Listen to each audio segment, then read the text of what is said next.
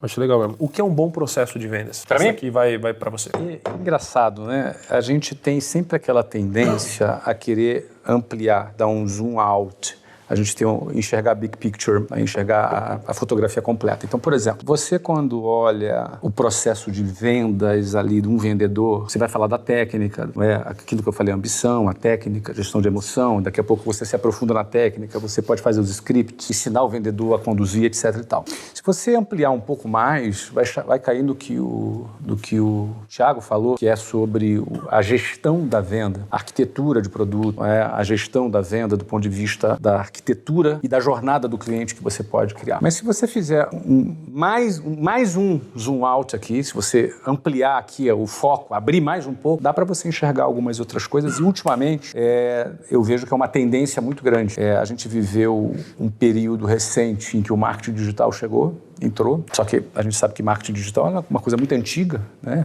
Desde quando surgiu a internet, você começou a vender pela internet. Então, esse processo de vendas na internet já é bem antigo. Mais recentemente, em 2015, começou um movimento muito interessante de marketing digital no Brasil e muita gente descobriu a venda e começou a vender pelos canais digitais. Quando veio a pandemia, isso se exponenciou ainda mais, porque as pessoas tinham praticamente toda a atenção, não saía de casa, não tinha muita competição, então as pessoas estavam muito na internet, então o marketing digital voou. Acabou a pandemia, mudou um pouco esse comportamento. Agora, em vez de assistir a live do Thiago Nigro, a pessoa pode estar no aniversário da mãe, pode estar no aniversário do filho, ou tomando uma cerveja com os amigos, jogando uma partida de futebol, assistindo um jogo de futebol. Ou seja, novos players entraram, né? Outras coisas se tornaram concorrentes. Então, mudou um pouco esse jogo. Então, quando você faz mais esse zoom out, você enxerga que você pode ter vendas por diversos canais de vendas. Então, quando eu penso num bom processo de venda, eu começaria pelo zoom out. Eu começaria com a arquitetura do processo de vendas. O primeiro passo é você pensar aonde esse processo vai ser criado. Onde esse processo vai ser criado? Porque eu posso criar N tipos de processos de vendas de acordo com os canais de vendas que eu tenho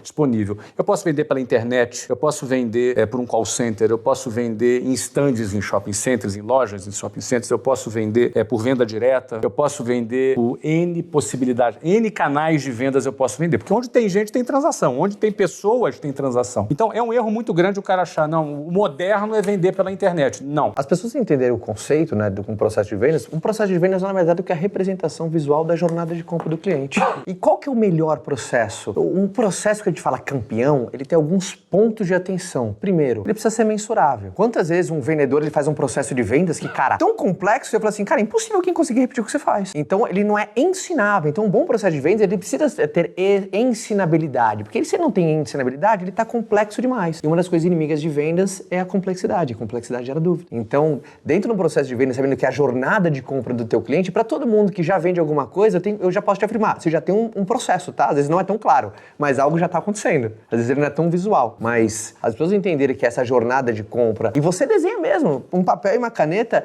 e erro achar que quanto mais complexo, mais moderno, mais chique, é o contrário. Aí vale que quanto mais moderno, mais chique, é mais simples. A perfeição não é onde você não tem mais nada a adicionar, você não tem mais nada para tirar. Eu acho que tem uma frase, não tem mais nada para tirar. Cara, o meu processo está perfeito, não dá para tirar mais nada. Compacto, né? Tem uma frase de um filósofo que o Bruno vai lembrar, não lembro, que ela fala, o tolo pega algo simples e dificulta, enquanto o sábio pega algo complexo e facilita. Então, um processo simples, uma metodologia que seja simples de você ensinar, de você mensurar, que represente a jornada visual do teu cliente, definindo o teu modelo de prospecção, qual canal, não sei, cada um tem um modelo diferente, mas quando fica isso visual para a pessoa, ela entende. Depois do passo A, o passo B, o passo C, o passo D. Entendi. E aí tu gera uma receita previsível. E a tua receita fica previsível. E aí você treina essas etapas. Eu acho que vale aqui, Caio, para a galera que está assistindo aqui, falar especificamente que existem diferentes canais para você vender o seu produto. Exato.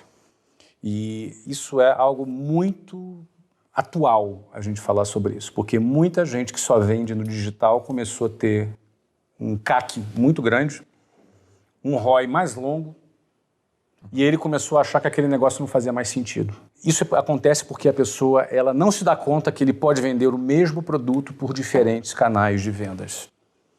Então, para a gente não ficar só na teoria, vamos falar um pouquinho de número. Hoje, investindo talvez chegando a 2 dezenas de milhões de reais em tráfego na internet. O grupo que eu dirijo, ele tem 8% das suas vendas sendo vendas digitais. Não é que a gente vende pouco digitalmente, a gente vende bastante no digital. A questão é que 92% das vendas acontecem em outros 3 canais diferentes, onde o digital é parte deste processo, é parte deste formato, é parte desse modelo. Isso significa dizer que se eu apenas vendesse no digital, eu estaria vendendo 12 vezes menos do que a gente vende atualmente. Então, é muito importante, se você tem produtos digitais, entenda, se tu está vendendo bem no digital, você pode estar vendendo 12 vezes menos do que você poderia estar vendendo.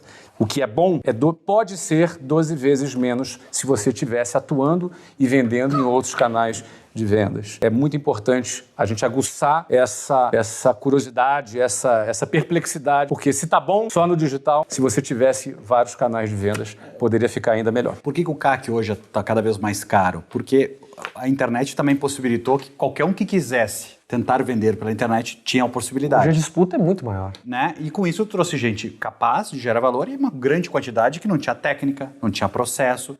E aí a gente fica tentando. Como antes o cara tentava, sei lá, para 100 pessoas conseguir um cliente, ele entendeu, opa, se eu aumentar 10 vezes, vou chegar em 1.000, vou vender. Então, só que na verdade não é esse o processo de venda. É que quando não tinha ninguém até dava certo. Quando começa a ter muita gente, você vai acabar não tendo mais performance.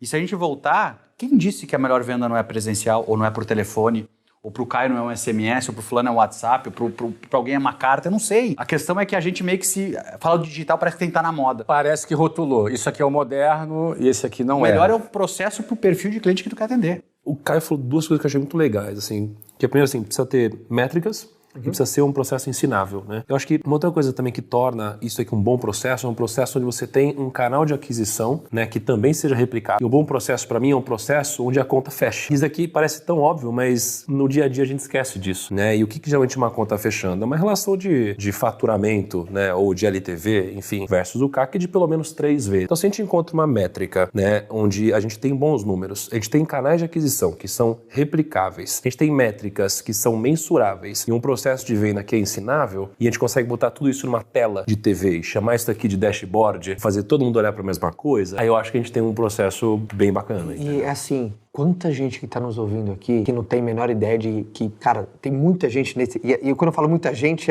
falo assim, não, cara, é muita insanidade. Tem gente que vende e perde dinheiro. Porque não coloca isso no papel. Então acha que, por exemplo, as suas margens estão sendo respeitadas, mas quando você não acompanha, você não metrifica, você não acompanha os indicadores... Eu já vendi perder dinheiro.